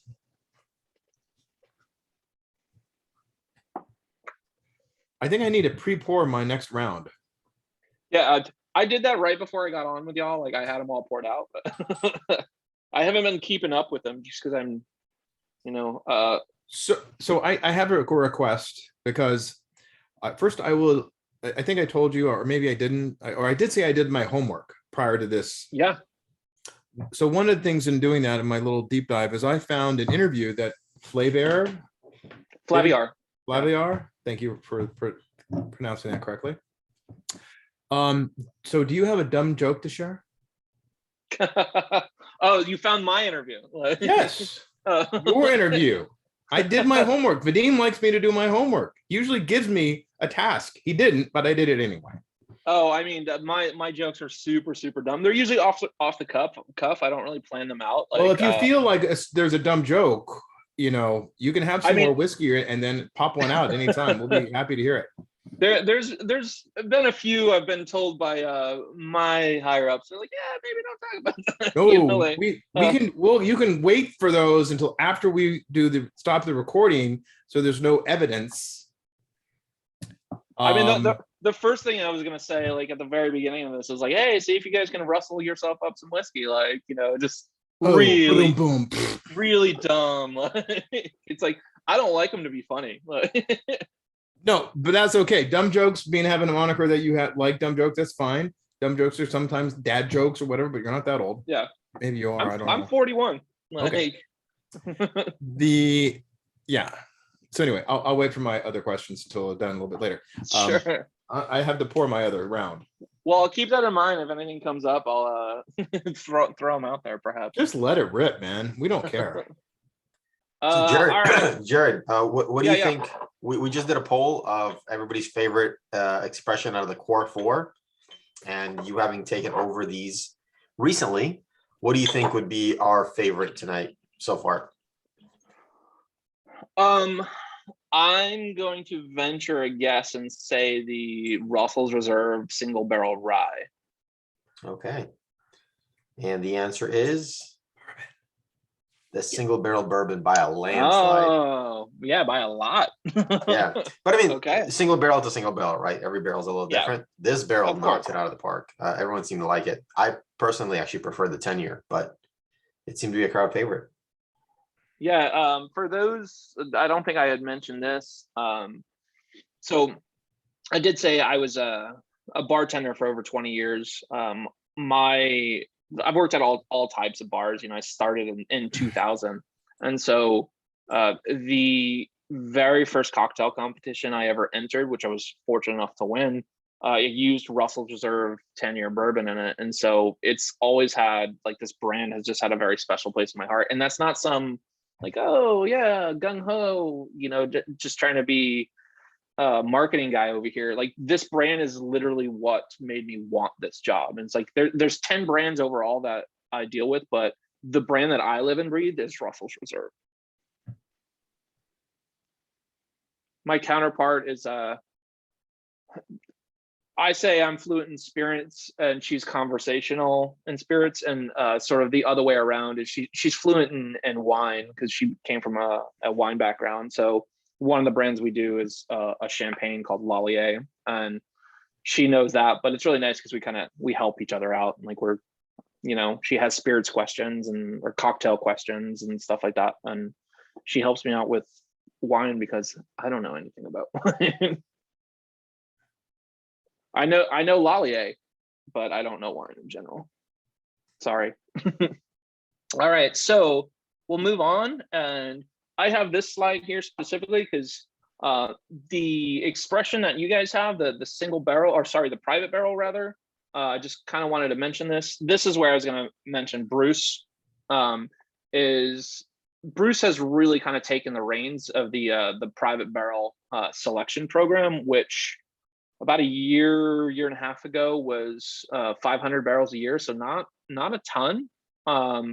And this going into this year, they decided to double that and start doing it at 1,000 barrels because they're very, very much sought after. I mean, there's some places around LA that's, for example, the Fairmont Century City, or not Century City, Fairmont Century Plaza, I think it's called. Whatever. They have 3 different bars, and their household fashion uses a private barrel pick from that Eddie picked out for them. Because if you're not familiar with the process, you can have the distiller pick it out. You can go there and pick out your barrel personally, and like they can send you samples. There's different ways to do it, and we're really ramping up our private barrel selection, focused on private barrel within the whole distillery is the Russell's bourbon, and that's about 95% of the private barrels.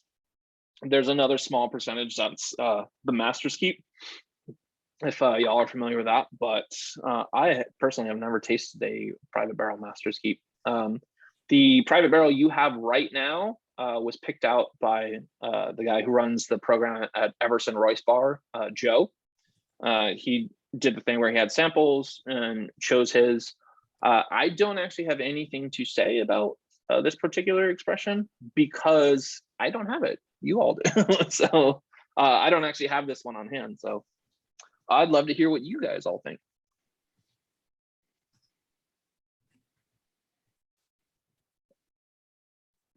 I'm catching up on some of the other expressions, so don't mind me. My face will probably get a little bit more red because of it. It's all good. Let's see. I'm getting a pretty big honey bomb from it in a really pleasant way. Sort of sticky honey. It's really got a real viscous mouthfeel, so it just hits you a real classic bourbon, but more honey than molasses. Cool. Yeah, I really want to try. I actually tried to go there a couple times these last 2 weeks, but a lot of places are closed because of like precautionary things for COVID, or because of the weather they've been closed, or private events for the holidays. I've actually, leading up to this specifically, so I had something in mind to be able to engage with on this particular expression. I tried to go there and I haven't been able to try it yet. So I'm glad y'all got to try it. When you go early in the evening and get their biscuits with lavender butter, because they sell out early. Oh, Where is this, Jordan? Everson Royce Bar. Arguably the best biscuits in LA. I'll throw it out there. All right. Back in the day, I would go for their Tuesday or Thursday food truck nights in Pasadena. Wait, they're in Pasadena as well, right? I thought the Pasadena location was just a storefront, and that the downtown one was the bar. Is that not accurate? That's correct. That's right. Yeah. They have a wine bar in Pasadena, but that's it. Oh, Yeah. okay, And then they would have food trucks pull up on various nights. got it. But yeah, the bar downtown has a huge outdoor patio. Good burgers, from what I understand, but their biscuits are incredible. Great burgers. Great burgers. All right. Sorry, I sidetracked with David sidetracks with stories. I sidetracked with food. My bad. No, I love it, man. Do they have sushi? They have a bao with shrimp would be the closest I'd say to sushi, but no. I'm actually looking at what sushi I'm ordering tonight. That's another. You having sushi? Never heard of it.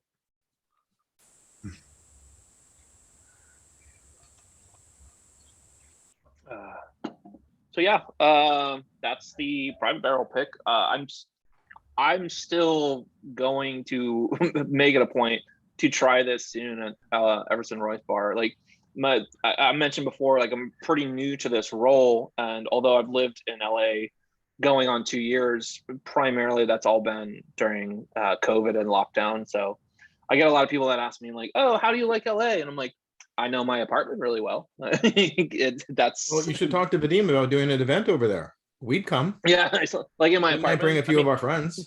I'm in my spare bedroom right now, so Hey, it's called an office. yeah, exactly. And there's tons of bottles everywhere. So None of us knows what that's like. yeah. All right. So next we have something very, very special that I was actually trying to procure for all of y'all, but I was not able to make happen. But this next one is the I'm sorry, Vadim, who did you say was able to generously provide this? John Debney? Yeah, Mr. Okay. Debney. Gotcha. Take him out. But yeah. John Debney is one of our co-founders, and he's on the Gotcha. board of directors. He's been here since the beginning and probably one of our more generous members. He is very willing to share what he has. Thank you, John. Very, very, very generous of you. John, please send me an email directly. And there's something I want to talk to you about regarding that. But You're in I would have been trouble. happy. No, yeah. Dad's mad. So I would have been happy to share my own bottle, but this is you can't even see that. There we go. So about there, I have roughly 40% of a bottle of it myself. It is the Russell's Reserve 13. So good, so amazing. I get, because of that 13-year, a lot more oak, but I don't feel like it's over oaked personally. Chocolate and coffee. I'm gonna come back to that in one moment. Cinnamon, mint, kind of like tea flavors. You get a lot. Like if you get oak, you pretty easily can get tea and those other tannic flavors. I absolutely love this whiskey. And sorry, don't everyone hate me. I'm not a big fan of chocolate. I never have been. I don't have a sweet tooth. Even growing up as a kid, I've never had a sweet tooth. I don't like candies or cakes and like pies and stuff. And there is no flavor I've ever had in my 41 years that I dislike more than coffee. I've had 2 sips of coffee in my life and I cannot stand it. I think it is foul. What? I cannot even walk into like, I can kind of handle walking into a coffee shop, but if they're a place that roasts their own beans, it makes me feel like I'm gonna vomit. Like What's that called? There's There's a scientific kind of thing. It's like somebody. is there? There is. If you get it, it's like, oh, I don't know what it is. Yeah, for me, it's just like a visceral reaction. I can't handle it.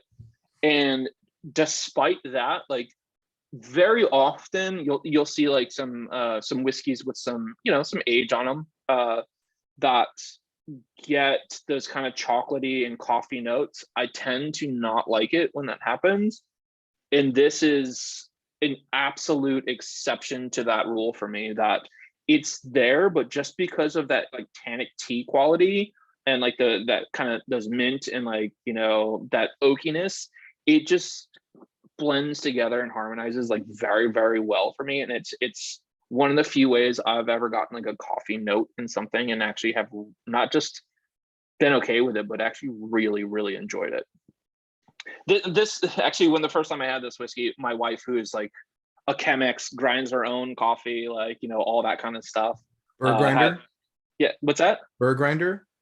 I don't know. I don't even know the terms, but it's like the hand grinder. She gets like the special beans, and she's got like the Chemex thing, and like you know, has like a special like kettle that she heats up and like all this crap that I don't understand, just because I don't drink coffee. She was actually pretty excited because of the coffee note on this, and I liked it. And she's like, maybe you'll start to like coffee.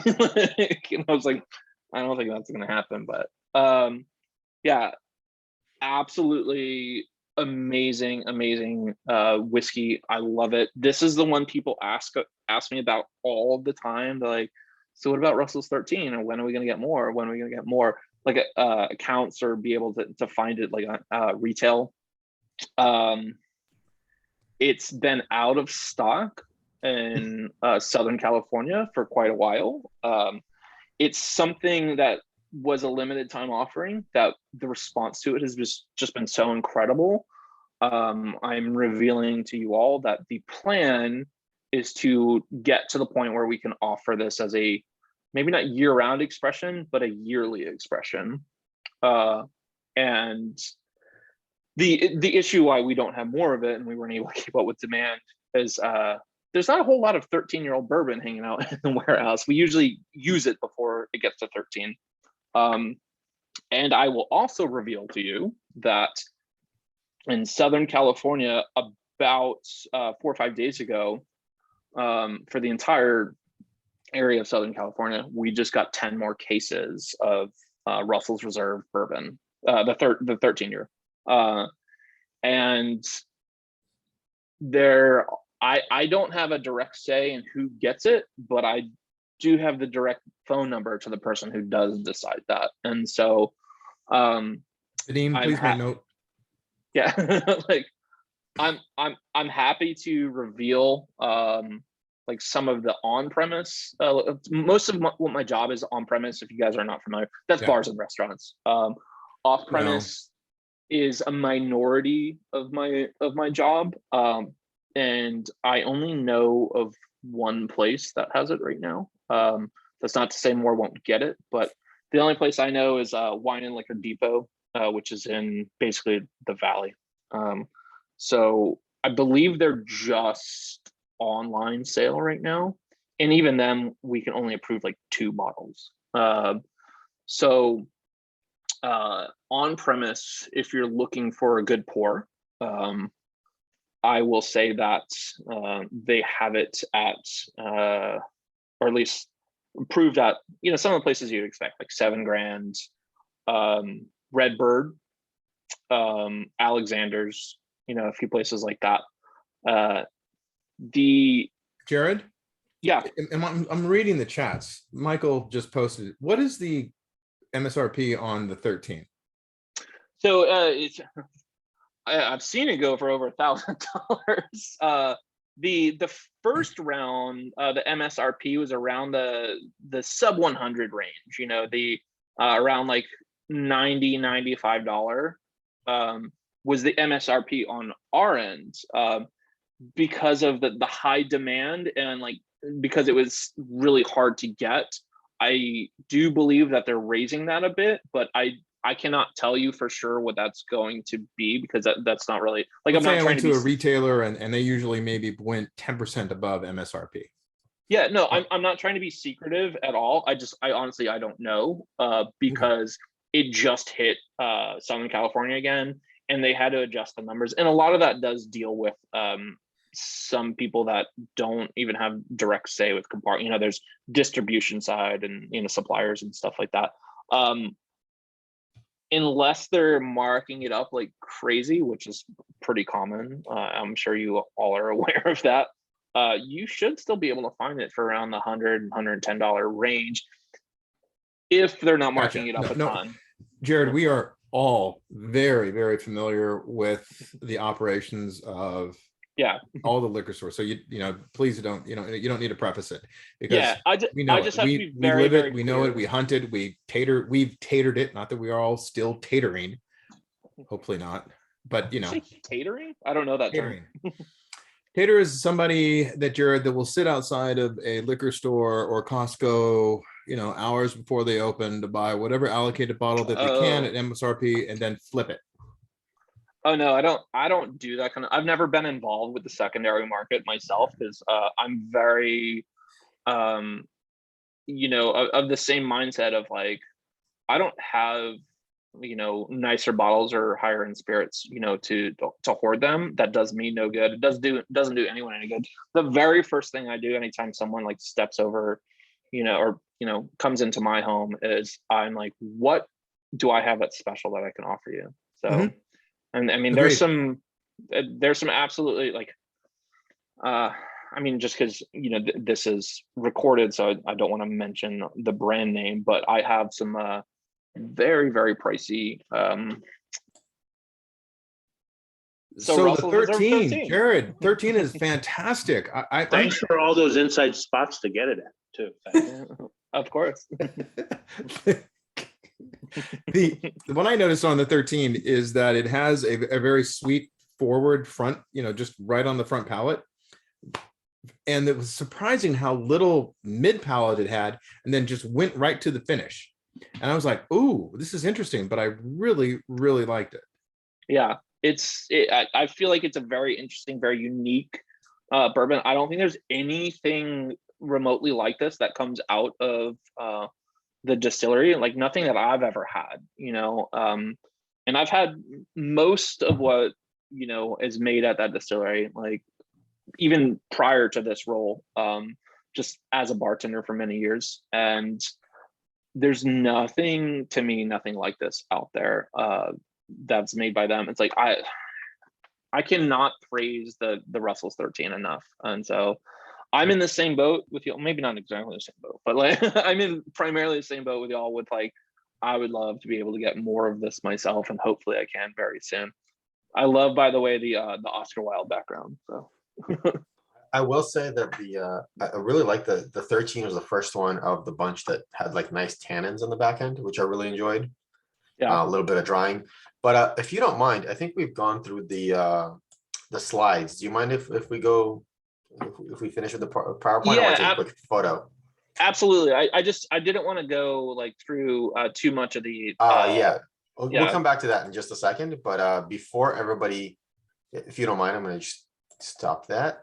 And before we get to the last expression, while people still have something in their glass, because I know this crowd well enough, if I ask everyone to get back on camera and raise a glass and say thank you to Jared and Russell's Reserve for making this evening possible for us. I just want to say cheers to you. Cheers to everyone here tonight.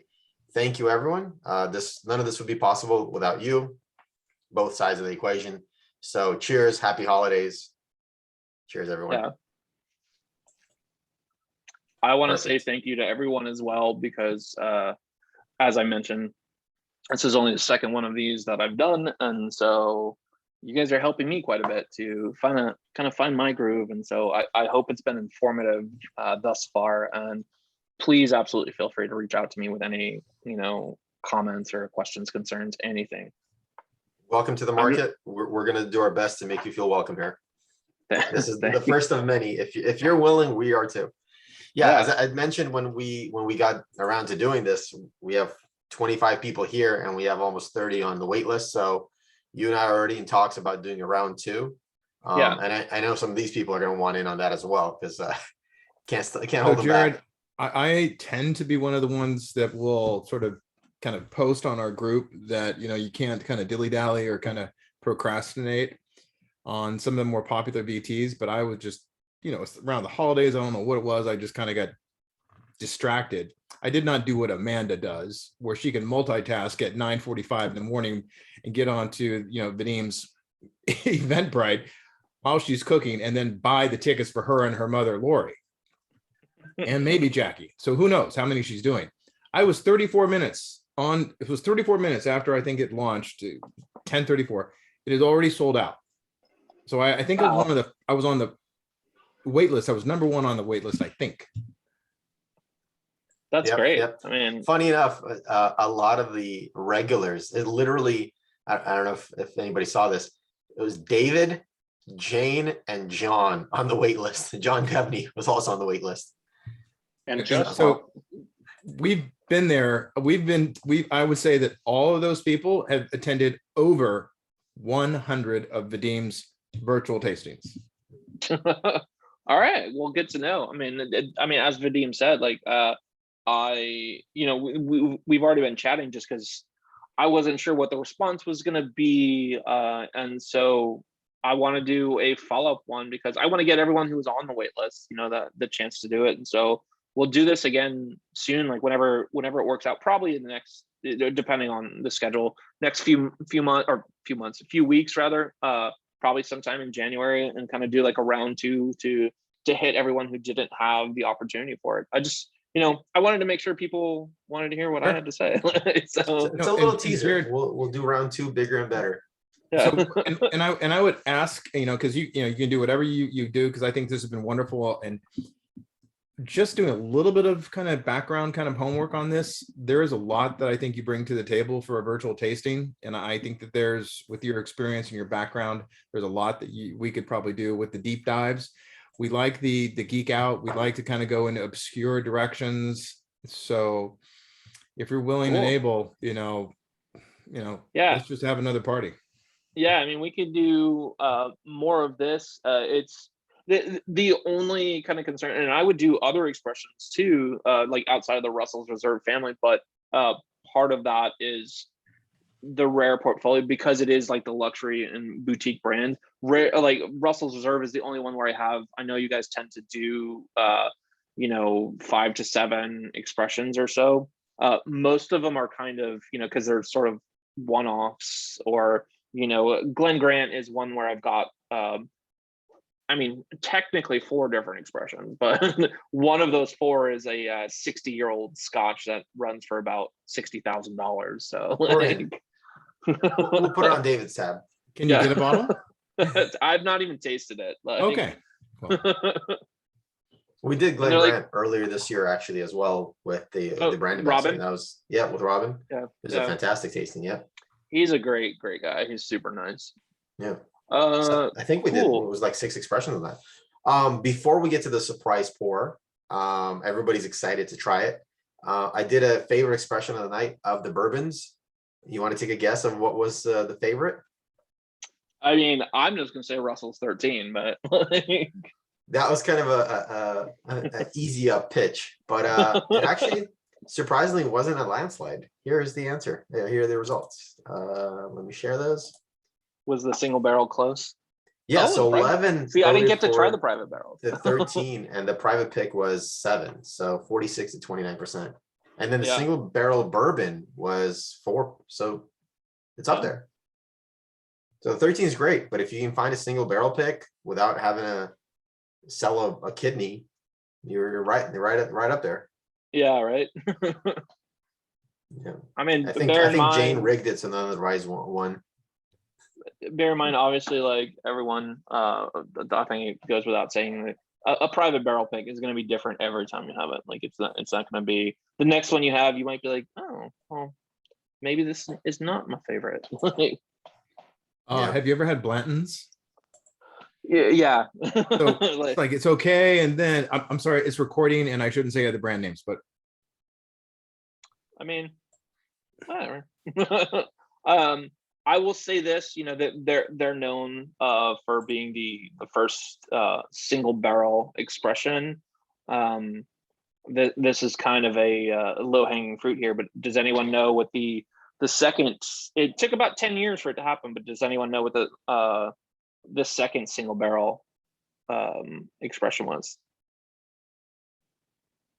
It's not terribly hard to guess. It's Wild Turkey. So Very cool. Wild Turkey was. It took them 10 years to get there, but they were the second, single barrel like on the market. Because when when it first happened, all the kind of old school distillers were like, what are you doing? This is this is bananas. Like, this is not how we do things. But yeah. Well, He probably looked at him and was like, this one's bananas, this one's apples, this one's cocoa. That's the beauty of it. That Wild Turkey, if you're not familiar too, is also the very first flavored whiskey, like whiskey liqueur, the Wild Turkey American Honey.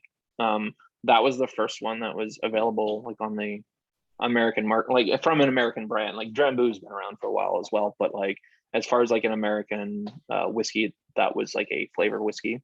They were number one. Neophyte question, please. What's that? Wild Turkey is the distiller. Russell's pulls barrels from the rick houses. So everything it was renamed the Wild Turkey Distillery. And so it was, you know, as I mentioned, the Rippies found it in I believe it was 1869. 1891 they moved locations of the distillery. It was not called Wild Turkey back then. It's kind of stayed under the old Rippy name. What then happened is, you know, at this time, I had mentioned Bill Hughes as far as like bringing the distillery back, like post-prohibition. Excuse me. There was a lot of contract distilling and a lot of kind of like, you know, private brands that happen. Austin Nichols, if any of y'all have heard of that or familiar with that, you might see a lot of like Wild Turkey that's come out up to about the mid 70s or so, that says Austin Nichols on it. And what happened there is they came down, like the marketing executives from Austin Nichols, which was like a kind of a grocery chain. And that's where you saw a lot of whiskeys being sold. Is there's even like a strong history of that, especially with Scotch, as like sort of those independent labels. Is they would buy from a brand and they're like, oh, here's our house brand, here's what we sell. And so Austin Nichols did that same sort of thing. And then what happened was the marketing executives for Austin Nichols came down, and then this is sort of a pretty famous story. They went out on a wild turkey hunt with, you know, some of the distillery executives, including Bill Hughes. And so part of it is like he brought like a barrel of whiskey with them as they were going out on this turkey hunt. And they're like, a barrel? Yeah. Yeah. What a hunt. And so let's see, guns and whiskey. Hello, Mindy. Yeah. And as the story goes, which I always say, you know, take these kind of stories with a grain of salt, because what were people doing when they tell these stories or recount these stories? They were drinking. So like, I mean, how accurate is it? Who knows? But then as the story goes is these executives were just like, oh, I really like that Wild Turkey whiskey. And so Bill Hughes looked at, you know, the particular details of that barrel and figured out like what, you know, proof it was, and it was 101 proof, because they did lower proofs back then. Excuse me. They did like lower proofs back then, and so realized like, okay, like that's what this is. And so then they created the Wild Turkey brand, and then eventually that just became so popular, that's what the distillery was named.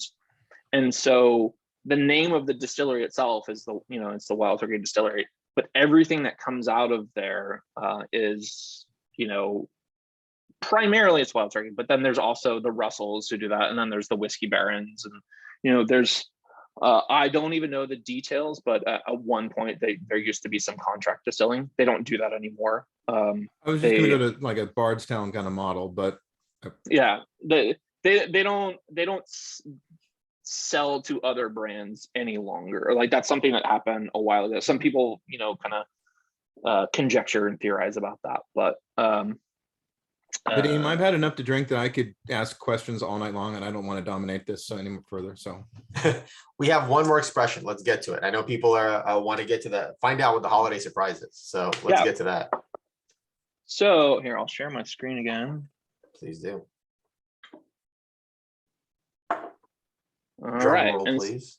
Yeah, and so then we'll get to the next one. As I said, part of my position is Russell's Reserve, but I deal with the larger portfolio of Campari Rare, which is the luxury and boutique spirits. And one of the ones I wanted to share with y'all tonight is Biscuit and Dubochet. Not Biscuit and Debauchy, as some people like to say, but Biscuit and Dubochet. It's a cognac. I don't know how familiar everyone is with cognac. This is a little bit, I have to minimize something like the, I've got everyone on the view, it's kind of blocking the slides. I can't really see what's happening. So 1819 is when this particular brand was created. Alexandre Biscuit was the creator, as you can see, the pioneer. He kind of created this unique distillation process. And then despite the fact that the man on the right looks much older, that's actually his son-in-law. It's just a newer picture. And so his son-in-law came on a few years later, and he was sort of the marketing, like PR guy, who really kind of helped launch it. And so let's see, there we go. This is just sort of basics of cognac distillation. If you're not familiar, you harvest your grapes, you make a wine out of it, kind of a really basic wine, probably not a wine you'd really want to drink. And then you do double distillation. That's 1 second, Jared. I don't know if it's just me, but I'm seeing like half of one slide, half of another. Can you like go back and forth real quick? Oh, really? Okay. Yeah, just a quick back and forth. Here, let me. Oh no, you don't have to go all the way out, but yeah. Here, let me try it again. Let's see if this helps. There we go. That works.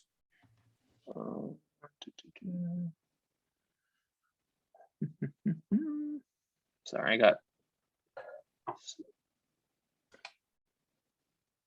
Yeah, take your time. How's that? Nope, other slide, other screen. It's sharing somewhere else. Not working? Oh, weird. We don't see the full screen over here. You went full screen and went somewhere else. Yeah, okay. I don't know what's going on. It looks right on my end. There, Can you you guys can see, just flip through it. You don't have to go full screen. We can okay, see this. Yeah. Just flip through I'll it just on leave here. it. I'll just leave it on this. That's perfect. There we go. So then I believe this is our first cognac, by the way. Oh, really? Oh, okay. Yeah. Good to know. Good to know. Yeah. So cognac then, some of the basics of it, it's highly regulated spirit, one of the most highly regulated in the world. Comes from grapes. It's a brandy cognac from the Cognac region of France. The primary grape you see is Uni Blanc. You make white wine out of it. By law, you have to do double distillation. There's actually a lot more to it. You have to use direct fire rather than like steam injection or anything like that. There's a very limited time you can produce it. If you notice there, it says must end by March. If you make cognac in every other way and you make it on April 1st, it is not cognac. And so that gives these cognac producers a lot of time throughout the year to really focus on, the barrels and like how they're aging, how they're tasting, how they're going to blend them. And so they go into French oak, difference there being French oak, if you're not aware, has a tighter grain than American oak. And so you don't get as much saturation because of that tighter grain, don't get as much saturation into the wood. And so that means while American oak, you tend to get more caramel and pronounced vanilla and those types of flavors, even like coconut. With French oak, because of that tighter grain, it's a lot more tannic. And like you still get vanilla, but it's kind of a softer vanilla and like a lot kind of like richer tannic quality to whatever you like. Could be wine, in this case it's cognac. And really it just comes from blending all of these. It's like once they age, there's a lot of rules for aging for cognac. I had mentioned our unique distillation. If you can't follow this slide entirely, I'll kind of put my mouse over here. You got your heads and your tails, just like any distillation. And so the heart is where most cognac producers, they focus on getting like this area as much as possible, like as much as the heart as possible, and you get all your flavors and all your character through the wood aging. And very little comes from the distillate itself. However, what we do is we go slightly into the tails, and what this allows is for a lot of those aromatics and like the quality of the grapes themselves come through like those sort of characteristic notes of, you know, that you would expect, like fig and plum and raisins and things like that. You get that in this cognac. This process, going slightly into the tails, is a lot more similar. It's unique in cognac distillation, but you do see it in Armagnac distillation, which is kind of more robust and has a lot more character typically. And so it's richer. And so this process kind of creates, the way I've described it, is a cognac that it's uniquely cognac, but has sort of a Armagnac like tinge to it. That was a great slide. I love that graph. Yeah, it's helpful. Like, you know, as long as you can see like kind of what's happening and, you know, what's going on. It's like this orange right here is where we distinguish ourselves from other cognacs. Is like we go into those tails, which like tails are not a dirty word. You know, it's like, I mean, yeah, if you go too far into them, it's not good. But this allows us, because we believe in the quality of our grapes, it allows us to get flavors from the, you know, the base material of the grapes, as well as flavors from the wood, which is not something you typically see in cognac. They try to just like, let's get to the hearts. It's a lot more scientific. It's, you know, at X time, Y time, Z time, like that's when we do this. It's, you know, charts and graphs and like, you know, by the numbers. And ours is a lot more of a kind of intuitive experience. It's about like nosing it and tasting it and sort of being like, now that has the right, you know, profile, and, you know, whether that's the palate or, you know, aromatically, it's, you know, that's what we're looking for. It's a lot more of an emotional like experience. And then if y'all would like to try it, this is the VSOP, which very superior old pale. Excuse me. And I sort of alluded to it just a moment ago with like because of that unique distillation, what you get is a lot more of like a floral quality. I get, you know, figs and roses and plums and like currants and things like that, which are things you can see like in a cognac for sure, but they tend to be much older in order to get that. And this has like despite being a VSOP, which is minimum of 4 years, despite that, we have, in my opinion, like the profile of a much older cognac. And so And Jared, what was the proof on this? I'm sorry? The proof on this? Proof on the Biscuit and Dubochet is it's 80. 80, yeah, they're all 40%, right? Yeah.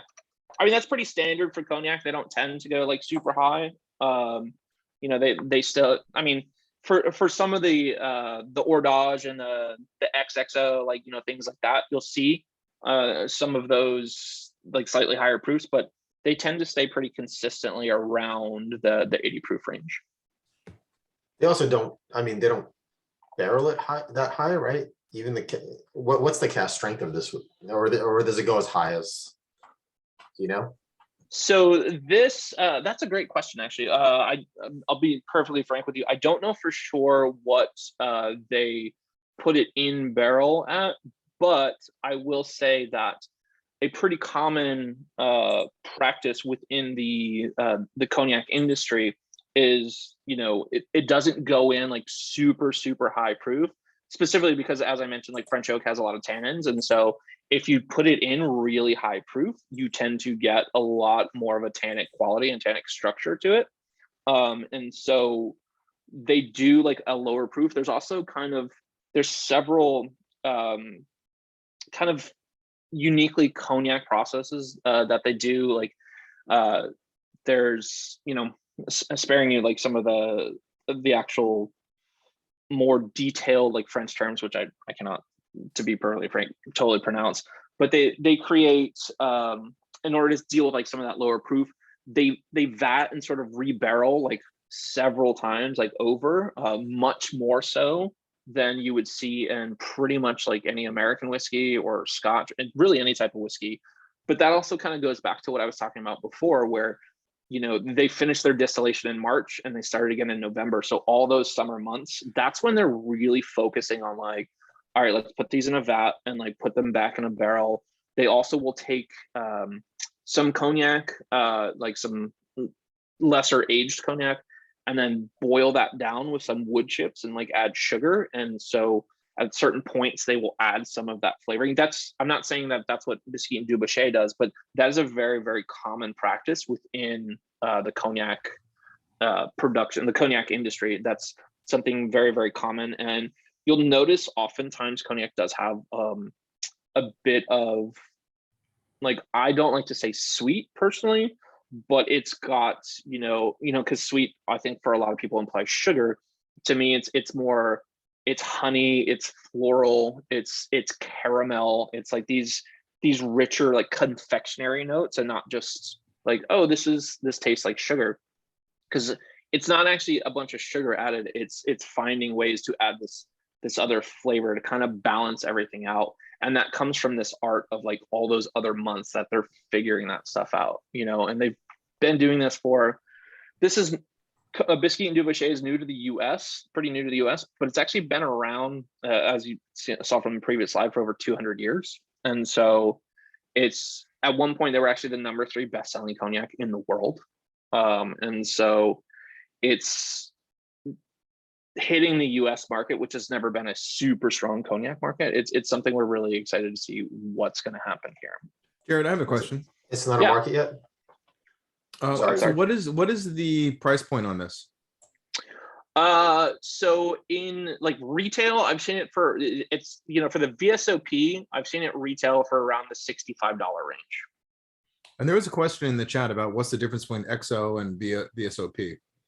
That's a matter of age. And so there's going to be, you know, a difference in age, that you have.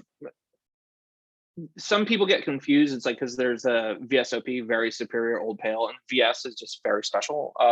And it's for cognac.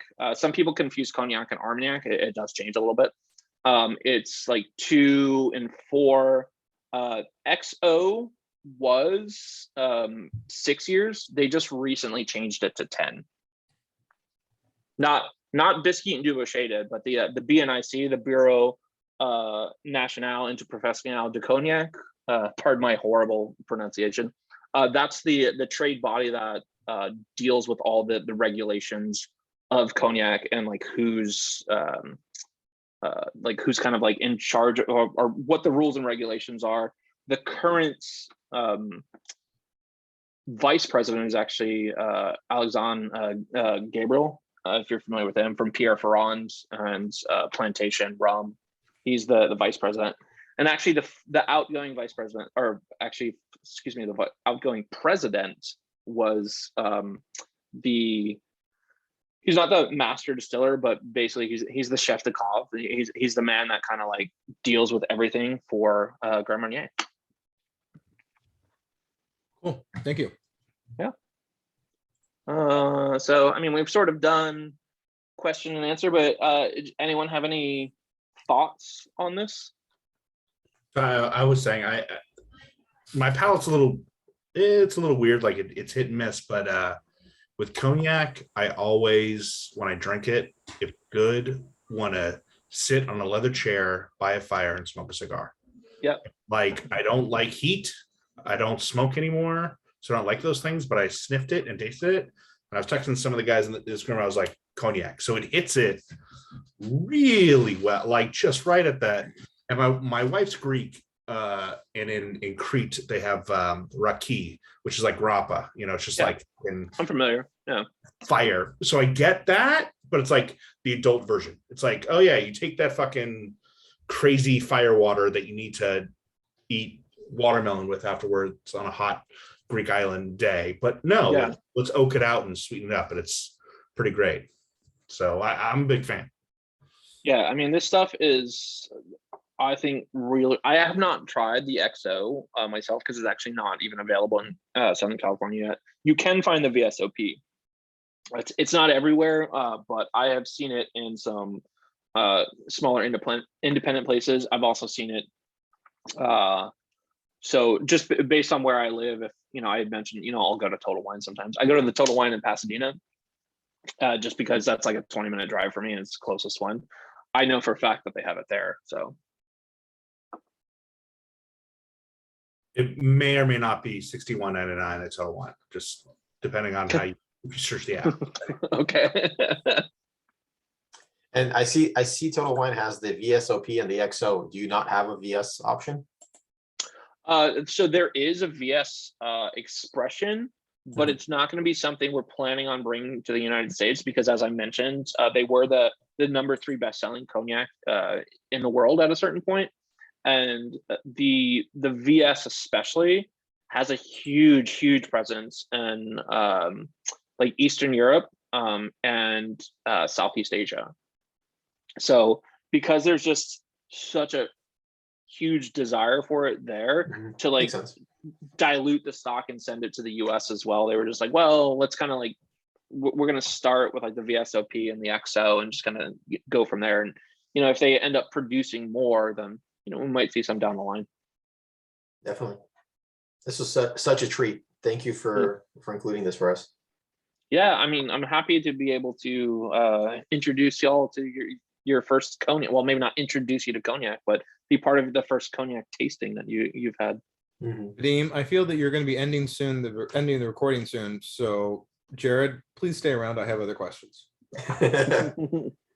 Well, that said, Okay. are there any other questions for the tasting from the group? Anyone want to share tasting notes or participate or in any way? Awesome. Perfect. Well, that said, Jared, thank you so much. This has been an absolute blast. Every single one of these expressions was great, and this was a perfect finish.